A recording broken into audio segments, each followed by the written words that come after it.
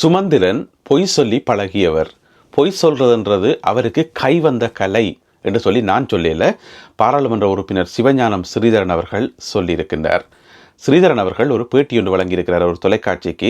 அந்த பேட்டியில் கிட்டத்தட்ட ஒரு 50 நிமிடங்கள் நீள்கின்ற அந்த பேட்டியில் சொன்ன விஷயங்கள் எல்லாமே, வெளிப்படுத்தின விஷயங்கள் எல்லாமே அதிர்ச்சியூட்டும் விஷயங்கள். இவ்வளோ காலமும் சொல்ல தயங்கி சொல்லாமல் தவிர்த்து கொண்டு வந்த நிறைய விஷயங்களை போனா போது என்று சொல்லி வெளிப்படையாக எல்லாத்தையும் போட்டுழைச்சிருக்கிறார். எனவே இந்த காணொலியில் அந்த 50 நிமிட பேட்டியில் அவர் அப்படி என்னதான் சொன்னவர், என்னென்ன விஷயங்கள் சொன்னவர் என்று சொல்லி ஒரு 10 விஷயங்களை தொகுத்து சுருக்கமாக நான் உங்களுக்கு விளங்கப்படுத்துகிறேன். சுமந்திரன் எப்படி கட்சி பிளவுபடுறதுக்கு காரணமாக இருந்தார், எப்படி ஒவ்வொரு சந்தர்ப்பத்திலையும் மாற்றி மாற்றி தனக்கு சாதகமான முடிவுகளை எடுத்து அல்லது தன்னோட கொஞ்சம் பேரை சேர்த்து வச்சுக்கொண்டு எப்படி இந்த கட்சியை பிளந்தார் என்று சொல்லி தெள்ள தெளிவாக விளங்கப்படுத்தி இருக்கின்றார் பாராளுமன்ற உறுப்பினர் சிவஞானம் ஸ்ரீதரன் அவர்கள். எனவே அவருடைய பேட்டியில் இது தெரிவு செய்யப்பட்ட 10 விடயங்களை இந்த காணொலியில் பார்க்க போகின்றோம். தமிழடியான் சொந்தங்கள் அனைவருக்கும் வணக்கம். வாருங்கள் காணொலிக்குள் போகலாம். ஸ்ரீதரனுக்கு சொந்தமாக கிளிநொச்சியில் நிறைய பார்கள் இருக்குது. அவர் பார் லைசன்ஸ் பெற்றுக்கொண்டார். பார் லைசன்ஸ் பெறுறதுக்கு சிபார்சு கடிதங்கள் கொடுத்தார் என்று சொல்லி பலவிதமான கதைகள் எங்கள் மத்தியில் உலாவி கொண்டிருக்குது. அப்போ ஸ்ரீதரன் அவர்கள் அதுக்கு ஒரு சவால் விட்டுருக்கார். முடிஞ்சா இதை யாராவது நிரூபித்து காட்டுங்கன்னு சொல்லி பகிரங்கமான சவால். இங்கே மட்டுமில்லாமல் அவருடைய மத்திய குழு கூட்டத்திலே பகிரங்கமாக சவால் விட்டவராம். யாழ்ப்பாணத்தில் நடந்த ஒரு கூட்டத்தில் அதாவது தமிழரசு கட்சி ஆக்கள் சந்தித்த அந்த கூட்டத்தில் பகிரங்கமாகவே சொன்னவராம், யாராவது இதை நிரூபித்து காட்டுங்கோ, நான் பதவியை விட்டு விலகி போறேன்னு சொல்லி. ஆனால் இன்று வரைக்கும் யாருமே நிரூபிக்கல என்று சொன்னது மட்டுமல்லாமல் அதில் ஒரு அதிர்ச்சியூட்டும் தகவல் என்று சொல்லியிருக்கார். இந்த கதையை கிளப்பி விட்டது, இந்த கதையை பரப்பினதே தமிழரசு கட்சி ஆக்கள் தான் என்று சொல்லி. அதாவது தமிழரசு கட்சியினுடைய அடுத்த தலைவர் யார் என்று சொல்லி வேட்பு மனுக்கள் கோரப்பட்டு ஒரு தேர்தல் ஒன்று நடந்தது தானே, ஒரு வாக்கெடுப்பு ஒன்று நடந்தது தானே. அந்த காலப்பகுதியில் தான் பார்த்தீங்கன்னு சொன்னால் ஸ்ரீதரனை பிடிக்காதவர்கள், குறிப்பாக சுமந்திரன் அவர்களுடைய ஆதரவாளர்களால் உருவாக்கப்பட்டு பரப்பப்பட்ட கதை தான் இந்த பார் லைசன்ஸ் கதை என்று சொல்லியும்.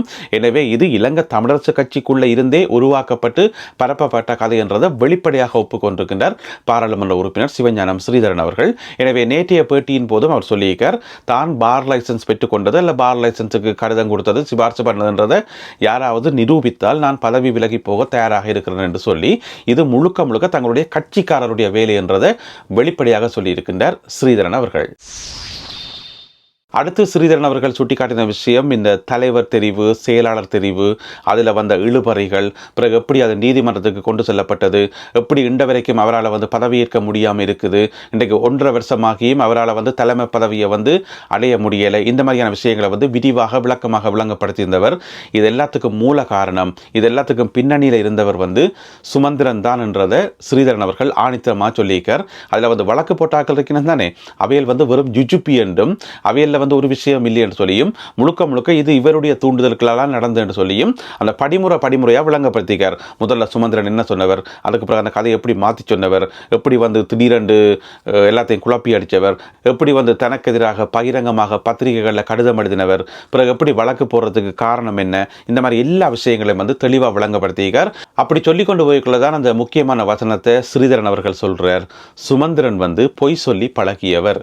பொய் சொல்றதுன்றது அவருக்கு கைவந்த கலை என்று சொல்லி சொன்னது மட்டும் இல்லாமல் அதுக்கு உதாரணங்களும் சொன்னவர். இன்னென்ன சந்தர்ப்பங்களில் இப்படி மாற்றி மாற்றி பொய் சொன்னவர். எனவே பொய் சொல்றதுன்றது அவருக்கு கைவந்த கலை, அது அவருக்கு பழக்கப்பட்ட ஒரு விஷயம் என்றதை ஆணித்தரமாக எடுத்து சொல்லியிருக்கிறார் ஸ்ரீதரன் அவர்கள் இந்த பேட்டியில். அது மட்டும் இல்லாமல் இலங்கை தமிழரசு கட்சியினுடைய முக்கிய உறுப்பினர்களான சிவமோகன், அரியநேத்திரன் போன்றவர்களை கட்சியை விட்டு நீக்க போறோம் என்று சொல்லி கதை வந்தது. அதுக்கான கடிதங்கள் வழங்கப்பட்டதாக முதல் கதை வந்தது. பிறகு அவர்கள் கட்சியை விட்டு இன்னுமே நீக்கப்படலை என்று சொல்லி சொல்லப்படுது.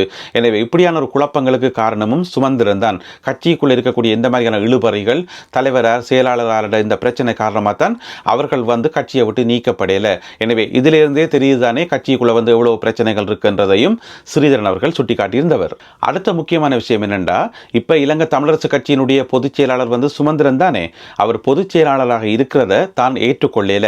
சுமந்திரனை கட்சியினுடைய பொதுச் செயலாளராக நான் ஏற்றுக்கொள்ள மாட்டேன், அப்படி இருக்கிறதுக்கான தகுதி அவருக்கு இல்லை, அவருக்கு அந்த பதவி வந்ததே ஒரு வகையான ஒரு ஏமாத்து வேலை, அது ஒரு நேர்மையான வழியில வரையில. எனவே அவரை வந்து செயலாளராக நான் ஏற்றுக்கொள்ளவில்லை என்று பாராளுமன்ற உறுப்பினர் சிவஞானம் ஸ்ரீதரன் அவர்கள் சுட்டி காட்டியிருக்கிறார். அடுத்த இன்னும் ஒரு முக்கியமான விஷயம், அதிர்ச்சியான விஷயம் என்னென்று சொன்னா, இலங்கை தமிழரசு கட்சியினுடைய மத்திய குழு இருக்குத்தானே, அந்த மத்திய குழு வந்து சுமந்திரண்ட கட்டுப்பாட்டுகளான இருக்காம். அந்த மத்திய குழுவில் இருக்கிற சில முக்கியமான ஆட்களை வந்து தண்ட பக்கம் வளைச்சு வச்சுக்கொண்டு, அதாவது மத்திய குழுவில் எடுக்கப்படுற முடிவுகள் எல்லாமே வந்து பெரும்பாலும் சுமந்திரன் அவர்களுக்கு சார்பாக போய் முடிகிறதுக்கு காரணம் அதுதானாம்.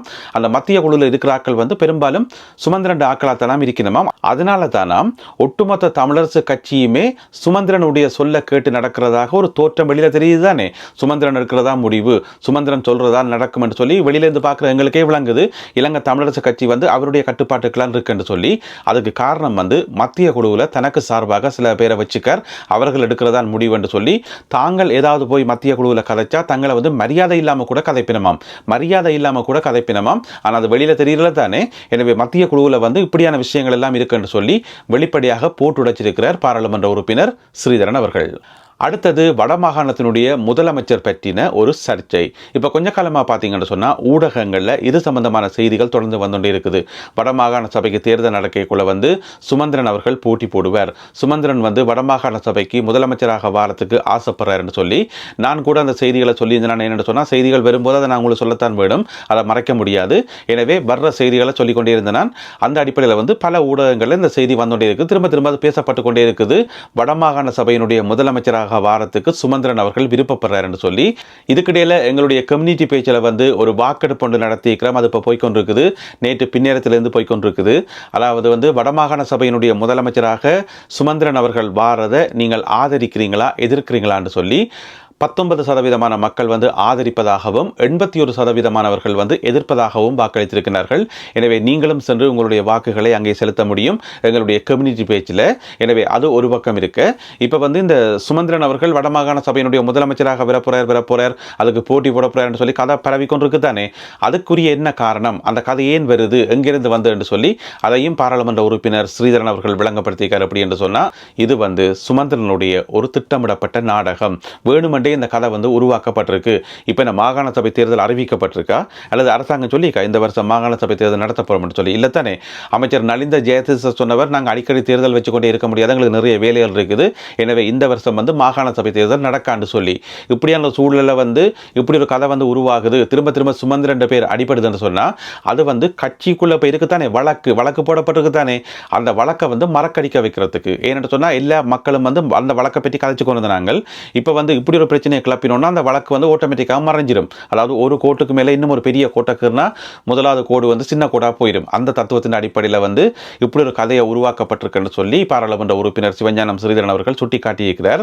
இதில் உண்மைகளும் இருக்குது. ஏன்னு சொன்னால் இப்போ மாகாண சபை தேர்தல் அறிவிக்கப்படையில, ஆனால் திரும்ப திரும்ப அந்த கதையே அடிபடுது. இப்போ தான் உள்ளூராட்சி சபை தேர்தல் முடிஞ்சு அதனுடைய சூடே இன்னும் மாறையில. அப்படி இருக்கும்போது திரும்ப சுமந்திரன் முதலமைச்சராக வரப்போறார் என்று சொல்லி திரும்ப திரும்ப கதைக்கப்படுறதுக்குரிய காரணம் என்னென்று பார்த்தா இதுதான் காரணம் என்று சொல்லி ஸ்ரீதரன் அவர்கள் சுட்டிக்காட்டியிருக்கார். எனவே அந்த 50 நிமிட பேட்டியை பார்க்கும்போது எங்களுக்கு தெள்ள தெளிவாக விளங்குது, இலங்கை தமிழரசு கட்சிக்குள்ள சுமந்திரன் அணி ஸ்ரீதரன் அணி என்று சொல்லி 2 அணிகள் வந்து ஆழமாக வேரூன்றி இருக்குது, பெரிய பிளவுகளை சந்திச்சிருக்குன்னு சொல்லி. இப்போ வந்து அதனுடைய வெளிப்பாடாக எங்களுக்கு தெரியும், அந்த ஒரு கோபத்தையோ அல்லது ஒரு ஆதங்கத்தையோ வந்து நாங்கள் நீண்ட காலமாக மனசில் வச்சு அடக்கி வச்சிருந்தா, ஒரு சில காரணங்களுக்காக அதை சொல்லாமல் அடக்கி வச்சிருந்தா ஒரு சந்தர்ப்பத்தில் வந்து எங்களையே அறியாமல் அது வெட்டிச்சு தரும் தானே, அப்படியே கொப்பளிச்சு கொண்டு வெளியில் வரும். அதே மாதிரியான ஒரு உணர்வு வெளிப்பாடாகவும் அதே மாதிரி ஒரு ஆதங்கத்தினுடைய வெளிப்பாடாகத்தான் நேற்றைய அந்த பேட்டியை வந்து பார்க்கக்கூடிய மாதிரி இருந்தது. ஸ்ரீதரன் அவர்கள் தன்னுடைய மனசில் இருந்த எல்லாத்தையும் போட்டு உடைச்சிட்டார், எல்லாத்தையும் வந்து வெளிப்படையாக சொல்லிட்டார். பல விஷயங்களுக்கு பல பின்னடைவுகளுக்கு சுமந்திரன் எப்படி காரணமாக இருந்தார் என்றதை தெள்ள தெளிவாக விளங்கப்படுத்தியிருக்கார் பாராளுமன்ற உறுப்பினர் ஸ்ரீதரன் அவர்கள்.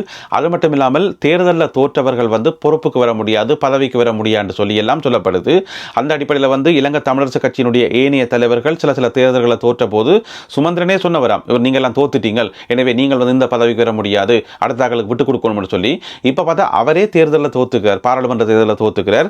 இந்த முறை வந்து உள்ளூராட்சி சபை தேர்தலில் அவர் போட்டியிட தொகுதியில் வந்து தோல்வி சந்திச்சிருக்கணும்.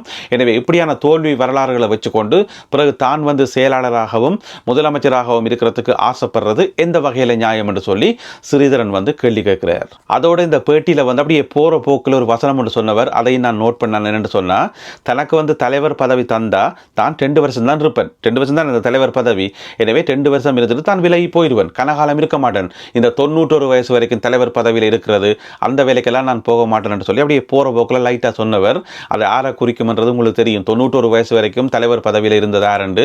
ஏன்னு சொன்னால் மக்களாகி எங்களுக்கு அது விருப்பம் இல்லை. ஒருத்தர் வந்து 91 வயசு வரைக்கும் இயலாத நேரத்திலே வந்து நான் தான் தலைவர், நான் தான் அந்த கதிரியை விட்டு இறங்க மாட்டேன்னு சொல்லி அதிலேயே கட்டி பிடிச்சிருக்கிறது பொதுமக்களாகி எங்களுக்கு விருப்பமே இல்லை. எனவே ஸ்ரீதரன் அவர்களுடைய மனசிலே வந்து அந்த கருத்து இருந்திருக்கும் போறடக்கு. எனவே போற போக்கில் அதையும் சொன்னார், அதையும் அவதானிக்கக்கூடியதாக இருந்தது. எனவே பொறுத்திருந்து பார்ப்போம் அடுத்தடுத்து என்ன நடக்க போகுதுன்னு சொல்லி. நான் சொன்ன இந்த பேட்டி வந்து யாழ்ப்பாணத்திலிருந்து ஒளிபரப்பாகும் டான் டிவியில் ஒளிபரப்பானது.